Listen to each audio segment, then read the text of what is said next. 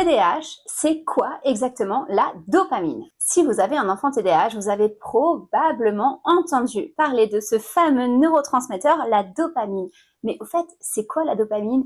Comment ça marche? Comment ça marche particulièrement chez les individus atteints de TDAH? Et surtout, comment on peut l'améliorer de façon naturelle?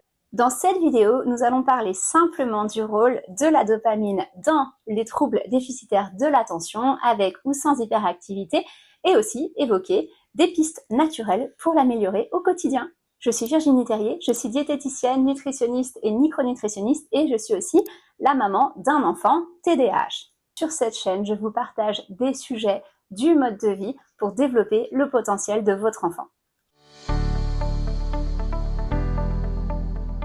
Tout d'abord, la dopamine, c'est quoi? Eh bien, la dopamine, c'est un messager chimique qui permet de passer un message de dynamisme entre un neurone et un autre neurone. Donc, cette dopamine est une molécule qui va sortir d'un neurone et qui va aller se coller sur les récepteurs d'un autre neurone de façon à transmettre un message nerveux. Dans le cadre des neurones dopaminergiques, eh bien évidemment, c'est la dopamine qui va passer ce message et une fois qu'elle aura touché le récepteur une ou plusieurs fois, elle va être prise en charge par des enzymes, par une enzyme particulièrement qui s'appelle la DAT et cette enzyme va aller la ranger dans le neurone qui l'a envoyé pour la première fois. Cette dopamine, c'est un peu le démarreur de notre cerveau. C'est un des premiers neurotransmetteurs qui va être produit le matin quand on se réveille. Quand on se réveille, on va s'exposer à la lumière et le fait qu'on capte une intensité lumineuse va directement activer nos circuits dopaminergiques. Seulement, cette dopamine est le neurotransmetteur qui est dysfonctionnel chez les individus TDAH. Vous l'aurez compris, cette dopamine, c'est un peu le carburant du moteur. Si on essaie de démarrer un moteur alors qu'il n'y a pas de carburant, eh bien, on va pécloter, on va avoir du mal à avancer, on va avoir du mal à se réveiller. C'est exactement ce qui se passe dans le cadre du TDAH, c'est-à-dire que finalement, on démarre une journée avec un cerveau qui n'est pas tout à fait prêt, à être concentré, attentif et finalement suffisamment posé sur un sujet. Ce qui va donner les symptômes que vous connaissez, comme l'agitation et bien évidemment le manque d'attention. Mais que se passe-t-il au juste avec cette dopamine dans le cerveau d'un individu qui souffre de troubles déficitaires de l'attention avec ou sans hyperactivité? Eh bien, comme je vous l'expliquais avec le neurone, cette dopamine, elle est censée passer d'un neurone à un autre et ensuite elle est recapturée par le neurone qui l'a envoyée. Eh bien, chez les individus TDAH, on va souvent avoir une libération de la dopamine qui est beaucoup trop pulsatile dans certaines zones du cerveau. Ce qui veut dire qu'on va avoir des pushs de libération rapide, puis après plus rien, puis de nouveau un push de libération rapide, puis après plus rien. C'est-à-dire que c'est souvent la stabilité de la dopamine qui est en jeu. Mais pas que. Il y a aussi parfois les récepteurs de la dopamine qui sont beaucoup moins fonctionnels, ce qui fait que la dopamine touche le récepteur, mais le signal passe mal. Et puis il y a un autre élément, particulièrement dans certaines zones du cerveau, la DAT, c'est-à-dire l'enzyme qui va recycler la dopamine, qui va prendre la molécule et qui va la ramener dans son neurone, est beaucoup trop rapide, ce qui fait que la dopamine ne reste pas suffisamment de temps dans la fente synaptique entre les deux neurones, ne touche pas assez les récepteurs et donc le signal ne passe pas. Ces différentes problématiques vont créer des problèmes, comme effectivement la difficulté à rester concentré, l'addiction à des phénomènes de récompense plutôt immédiates, mais aussi parfois de l'impulsivité, de l'agressivité et des humeurs plutôt instables.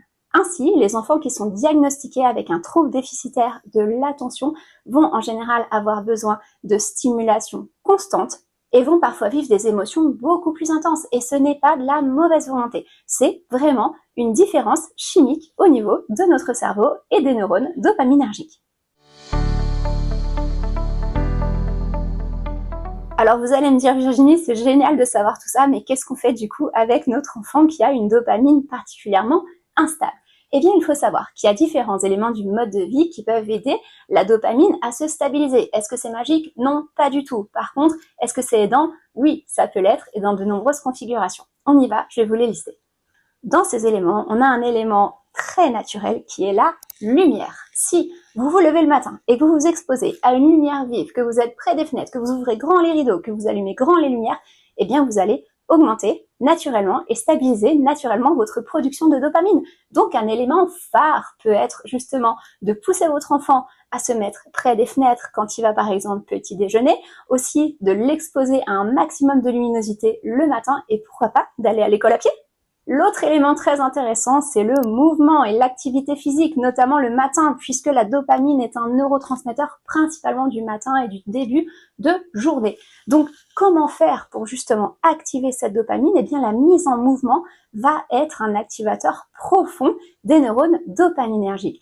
On pourrait tout à fait, par exemple, le matin, une fois que l'enfant a pris son petit déjeuner et s'est exposé à la lumière, organiser une mini-séance de musculation, une mini-séance de HIIT, bien évidemment, adapté à un enfant, ou pourquoi pas d'aller à l'école en vélo, en tout cas de créer une initiative de mouvement pour faciliter la régulation de la dopamine. Le troisième élément qui est fondamental, c'est l'alimentation, et notamment la structure du petit déjeuner. Le précurseur de la dopamine, c'est-à-dire la molécule qui va se transformer en dopamine, est la tyrosine. Donc la tyrosine va se transformer en dopamine sous l'effet d'enzymes qui elles-mêmes ont besoin de vitamines et de minéraux, mais cette tyrosine, elle va être amenée principalement par les aliments protéiques, raison pour laquelle si vous proposez à votre enfant des tartines de confiture le matin, ça va pas aller du tout pour sa dopamine. Il faudra plutôt lui proposer des aliments et un petit déjeuner notamment qui sera plutôt riche en protéines et pauvre en glucides. En dessous de cette vidéo, vous trouverez d'ailleurs un lien pour télécharger une ressource dans laquelle je vous explique exactement comment structurer le petit déjeuner pour votre enfant pour justement améliorer et contribuer à améliorer ses taux de dopamine. Vous l'aurez compris, la dopamine, c'est le messager qui est incriminé dans les troubles déficitaires de l'attention, ou en tout cas qui est central dans ces troubles, même si elle n'est pas la seule, et ça, on en reparlera dans les vidéos suivantes. Cependant, ce n'est pas une fatalité. On peut aussi aider nos enfants de façon naturelle à stabiliser et améliorer l'efficacité de leur circuit dopaminergique. Si cette vidéo vous a plu, qu'elle vous a été utile, pensez à liker et également pensez à la partager si vous croyez qu'elle peut servir à d'autres parents. Je vous laisse aussi vous abonner à la chaîne, comme ça vous ne loupez rien des nouveaux contenus.